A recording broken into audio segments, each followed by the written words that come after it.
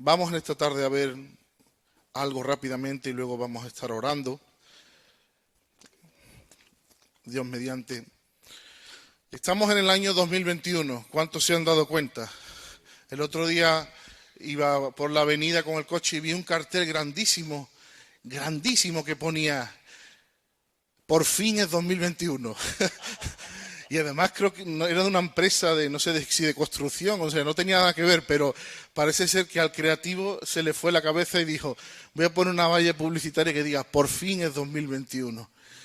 Y bueno, si el mundo piensa que con 2021 se va a resolver todo, ya nos está demostrando que no, pero el Señor sí tiene planes para 2021 para nosotros, amén. Y el Señor nos ha hablado que 2021 es un año de conquista. Amén. No sé si lo has oído, pero se ha estado diciendo y estamos en una campaña de ayuno y oración para buscar su rostro, no tanto para mover la mano de Dios, porque se nos está enseñando el nuevo paradigma de la oración, de que oramos y ayunamos para un Padre, no solamente para un amo, sino que para prepararnos a nosotros. La oración y el ayuno no tanto prepara a Dios, porque Dios está listo, nos prepara a nosotros, prepara el ambiente espiritual, edifica nuestra fe.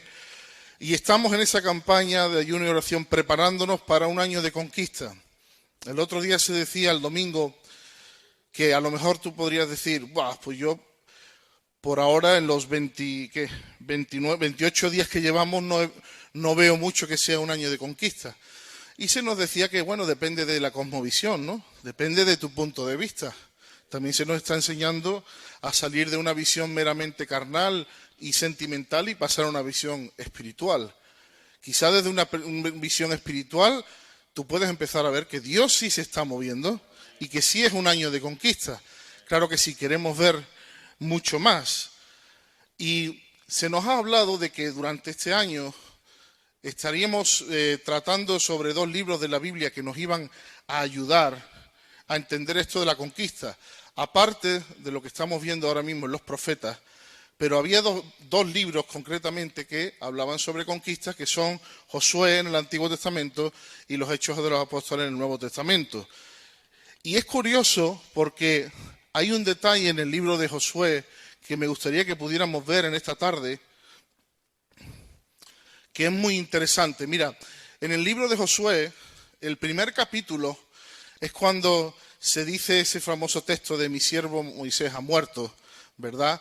Y se le da paso a Josué, y es ese capítulo famoso que conocemos, donde está el versículo de esfuérzate y ser muy valiente para guardar todas las palabras de esta ley, ¿verdad? No te desvíes ni a derecha ni a izquierda. Es el capítulo muy querido, un capítulo de ánimo, un capítulo de esfuerzo. También es un capítulo donde al final la gente se pone del lado de Josué. Josué, vamos a ir contigo a tope, ¿verdad? Esta es una generación nueva. Esta no es la generación que llegó a Canaán por primera vez, pero no pudieron entrar por su rebelión. Esta es una generación que ha pasado 40 años en el desierto, se ha muerto la anterior, y esta es una generación nueva. Y en el capítulo 1 encontramos esto. En el capítulo 2 encontramos los espías que Josué manda, y todos conocéis que llegan a Jericó y entran en casa de Rahab, y Rahab los esconde y nos cuenta la historia de Rahab, también muy interesante. Pero en el capítulo 3 nos encontramos en el que Josué y el pueblo se encuentran en la frontera entre salir del desierto y entrar a la tierra prometida para empezar la conquista. Y hay una frontera física clara que todos conocéis, que es ¿cuál? Es algo que divide y hace una división física entre el desierto y Canaán. El río Jordán. En el río Jordán que tienen que atravesar es ese punto de frontera en el que tienen que pasar, y di tú que es solamente cruzar un río, pero tiene mucho significado, ¿verdad? Tiene tanto significado. Recuerdo una ocasión cuando nuestro hermano Ricardo nos hablaba de cómo era el río cruzando y el pueblo así, y hacía la imagen de la cruz, ¿no? Para el que entiende le puede sacar mucho. No es solamente un río, eso significa el entrar en la nueva etapa. Ahora, Es curioso porque comienza el capítulo 3 con unos versículos y se empiezan a dar instrucciones. Mira, para cruzar el río tenéis que hacer así, tenéis que hacer así, tiene que ir el arca por delante, guardad una distancia, no vayáis demasiado lejos, acordaos que nunca habéis pasado por esta tierra antes, que esto es nuevo. Pero llega el versículo 5 y dice, el Señor, hablando Josué, dice, santificaos porque Jehová hará maravillas mañana entre vosotros. O sea, antes de pasar al territorio de conquista, Josué se para y le dice de parte del Señor, santificaos. Ahora, ojo, esta gente no eran aquella, y lo digo con la expresión, ¿no?, aquella banda de pecadores que salió de Egipto. No, esta eran gente que venían caminando bien y que estaban bien alineados con Josué. No, pero sin embargo, Jehová les dice santificaos. Y además le dice por qué. Dice, porque Jehová hará mañana maravillas entre vosotros. Ahora es muy interesante porque la única forma en que este pueblo iba a poder conquistar era si Jehová hacía maravillas. Y yo pienso que hemos llegado a la conclusión en el 2020 y en nuestra debilidad de que o Dios hace maravillas o no se conquista nada. ¿Por qué? Dudo mucho que podamos conquistar este país, esta ciudad, este vecindario solamente con estrategias. Mira, hay un montón de gente ahora mismo, y no lo digo en tono de crítica, lo digo en tono de que están buscando, pero hay un montón de gente ahora mismo pelándose las cabezas en cómo meterle mano al 2021. Sobre todo los que son estudiosos, hablo de a nivel en la iglesia, ¿verdad? Son los que son estudiosos de la estadística, los que son estudiosos de eclesiología, misionología. Mira, hermano, unos que si el M4, otros que si plantación de iglesia, otros que si la renovación, otros que si esto, cada uno buscando, y es normal y es bueno, solo faltaría que estuviéramos sin hacer nada, ¿no? Y está bien, es más, es posible que a uno le funcione un sistema, a otros le funcione otro sistema, Sevilla es diferente que Huelva, que Zaragoza, ¿verdad?, que Madrid. Cada uno tendrá que encontrar cómo Dios le guía, pero o Dios hace milagros y se mueve con gloria, o no le metemos mano a este país. Creo que ahí hemos llegado a la conclusión. Es más, la gente está cada vez más cínica, alguna gente está más cínica y más ensimismada. Y hay otra gente que está más abierta al Evangelio. Y a cada uno sabrá que llegarlo, Dios sabe cómo. Y esta gente tenían que entrar a conquistar un territorio que no lo iban a conquistar ni con estrategias ni siquiera con espadas. Sí que hubo que pelear. Y dice que todo lo conquistaron por guerra. Pero los muros de Jericó, a espadazos, como que no. Y partir y entrar por el río Jordán, no. Entonces, la gloria de Dios, que la presencia de Dios fuera delante hiciera milagros, era imperativo, era necesario para la conquista. Pero el Señor pone como condición que se santifiquen. Ahora, no vamos a entrar aquí en el término, porque el término aquí de santificarse, aunque aquí no lo especifica, en todos los libros anteriores, enseña cómo santificarse. Y habla de un lavamiento de vestiduras, tenían que lavarse, tenían que hacer unas ceremonias y tal, sobre todo para descontaminarse de lo que se le había pegado. Había 1000 razones por las que una persona se podía contaminar. Por comida, por animales inmundos, por tocar a alguien que estuviera a tocar a un muerto, 1000 razones. Y ellos tenían unas ceremonias que además las hacían, unas ceremonias de purificación, que las hacían siempre o antes de hacer un sacrificio o antes de presenciar un acto grande de Dios. Y Dios les declaraba muchas cosas que podían haberlos manchado, en Levítico 11, en Levítico 12, en Levítico 13 y 14, en Número 19, y Dios se valía de estas cosas externas para hablar de la santidad del corazón y hablar de cómo tenían que santificarse. Entonces ellos hacen un acto de santificación, se santifican y se preparan, se consagran. ¿Y qué ocurre? que Dios responde con gloria y pasan el Jordán, lo atraviesan. Sabemos toda la historia. Van delante con el arca, que simboliza la presencia de Dios delante siempre, presencia de Dios delante siempre, lo veremos en toda la conquista, ¿verdad? Y los sacerdotes mojan sus pies, se corta el agua y pueden cruzar. Y cruzan, ya estamos en la tierra prometida. Todavía no hemos conquistado nada, pero ya estamos en la tierra prometida. Ahora, fíjate, un poquito más. Estamos en el capítulo 3, pasa al capítulo 4 y se habla de una conmemoración en la cual no vamos a entrar. Una conmemoración para que todos sepan cómo se entró en la tierra prometida.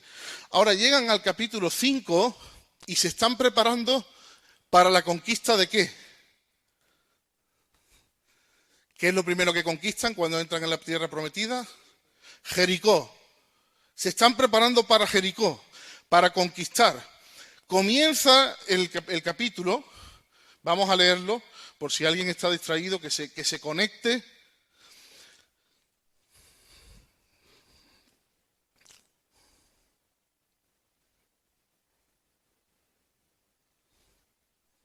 Vamos a ver.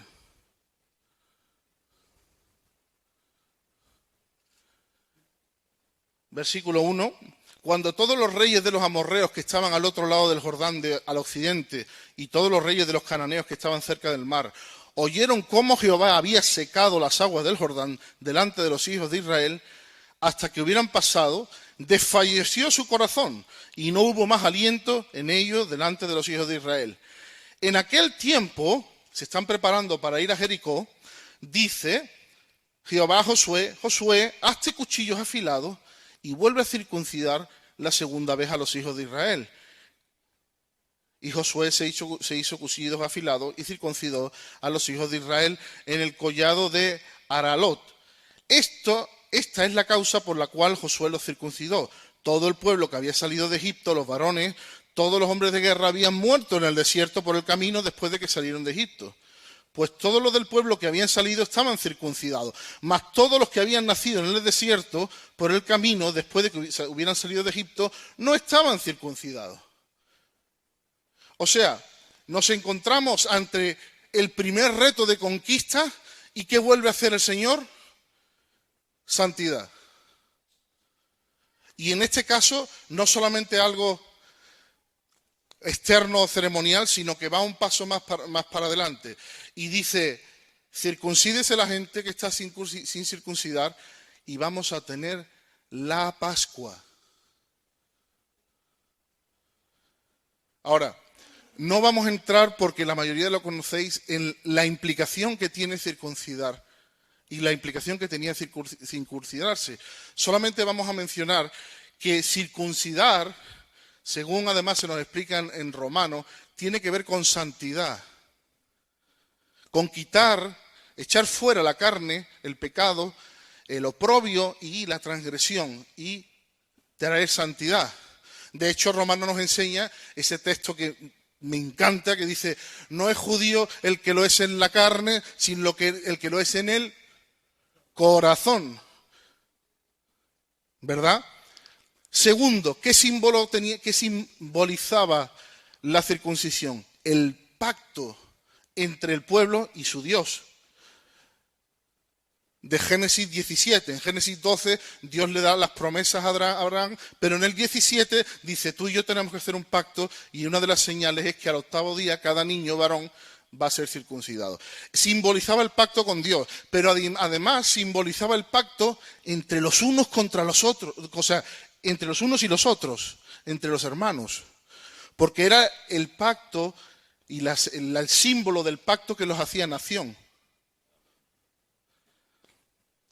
Cuarto, representaba dejar atrás Egipto. Por eso dice quitar el oprobio de Egipto. Y representaba una cosa más, dejar atrás el desierto. No solamente dejar atrás Egipto, sino dejar atrás el desierto. Entonces, ahora que se encuentran delante de Jericó, están preparados para conquistar, Jehová para y además hace algo que en lo natural sería contraproducente, porque sabéis que el circuncidar los ponía malitos durante 3 días a los varones. Y tú no quieres a los varones que luego tienen que guerrear débiles físicamente. Pero es que el punto no estaba ahí. El punto no estaba ahí. Entonces, ¿qué hace? Jehová dice, alto todo el mundo, esta gente que va a conquistar está sin circuncidar. No están listos para conquistar. Tienen que circuncidarse, Josué. Tienen que sacar la navaja. No porque hayan sido malos, porque estos no son la generación mala, sino porque tienen que, número uno, sacar el oprobio de Egipto, sacar la mentalidad del desierto, recordar quién es su Dios y recordar quiénes son sus hermanos. Y eso es una señal que además es físicamente clara con la circuncisión. Y después, la Pascua, que ahí ya ni vamos a entrar, todas las implicaciones que tiene la Pascua. ¿Sabéis cómo se dice Pascua en inglés? Passed over, que significa pasar de largo. Y tiene el sentido de cuando el ángel destructor pasaba delante de las casas y pasaba de largo de las que tenían ¿qué? La sangre en el dintel, en los dinteles y en los postes. Y ahora le dicen, venga, vamos, circuncisión y Pascua. ¿Y sabéis lo que pasa? Se corta el maná. No me creéis, ¿verdad? Bueno, Josué 5:11. Josué 5:11 y 12. Desde el 10. Y los hijos de Israel acamparon en Gilgal y celebraron la Pascua a los 14 días del mes por la tarde en los llanos de Jericó. Al otro día de la Pascua comieron del fruto de la tierra, los panes sin levadura, y en el mismo día espigas nuevas tostadas, y el maná cesó el día siguiente. Y desde que comenzaron a comer del fruto de la tierra, y los hijos de Israel nunca más tuvieron maná, sino que comieron de los frutos de la tierra de Canaán aquel año. Todavía no habían conquistado y ya estaban comiendo frutos de la tierra. No os dice eso nada, pero eso sí, el maná, que era la provisión para el desierto, se acabó. Una señal gráfica, ¿verdad? Ahora sí estamos listos para ir a por Jericó. Y ahora viene Josué y dice, hacer esto, hacer lo otro, dar una vuelta, dar 2 vueltas, dar 3 vueltas, Pero un detalle más. Justo antes de decir, por ello, dice, que nadie toque el anatema. Os recuerdo que nos hemos consagrado al Señor, os recuerdo que nos hemos santificado y el botín es para nosotros, la ciudad la conquistamos, pero no permitamos pecado. Y lo advierte justo antes de lanzarse a por Jericó. ¿Por qué? Porque no solamente esta santidad real, no religiosa, no como algo feo, sino una reconsagración al Señor, un recordar quién es Él para nosotros, quiénes somos nosotros para nosotros mismos, recordar, quitar el pecado, las cosas que están pendientes, las cosas que no han sido del todo cortadas, coger la navaja, todo eso es para ver la gloria de Dios. Y el no tratarlo, como luego sabemos que pasó con ¿quién? Con Acán, lo que produce es tristeza y derrota.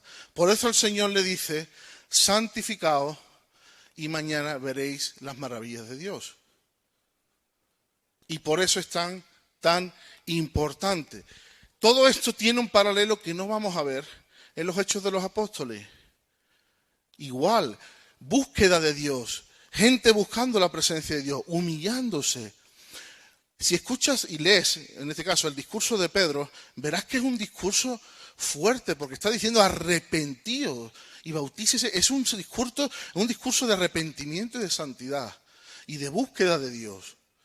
Y pasan los primeros capítulos y los apóstoles empiezan a hacer maravillas. ¿Hasta que qué? Ananías y Zafira. ¿Veis el mismo paralelo? Entonces, trabajar, mirad, Dios ha estado trabajando con tu vida, ¿verdad que sí? En el 2020. Posiblemente me atrevería a decir que santificándote, purificándome, quitando cosas, teniendo tratos muy privados con cada uno de nosotros, ¿verdad? Trabajando cosas que llevaban quizás años sin trabajar.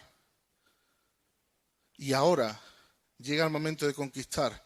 Estamos en oración y ayuno y el Señor dice, santificaos, que yo voy a hacer maravillas. Pero santificaos. Como diciendo, darle la última vuelta de tuerca. No porque acabe aquí, siempre hay que seguir santificándose. Pero es un sentido de, para ver mi gloria, tenéis que santificaros. Tenéis que volver a circuncidar vuestro corazón. El pecado fuera, la navaja. Y recordad, tenéis un pacto conmigo, tenéis un pacto entre los unos con los otros. Ya no ha lugar Egipto y el oprobio de Egipto. Ya se acabó. Pero ya no ha lugar tampoco el desierto. Ni siquiera el maná os lo dejo. Ahora es mi tiempo de conquistar, así que santificado. Amén. Y esto es lo que os quería traer en esta tarde, hermanos. Vamos a estar orando por esto. Amén.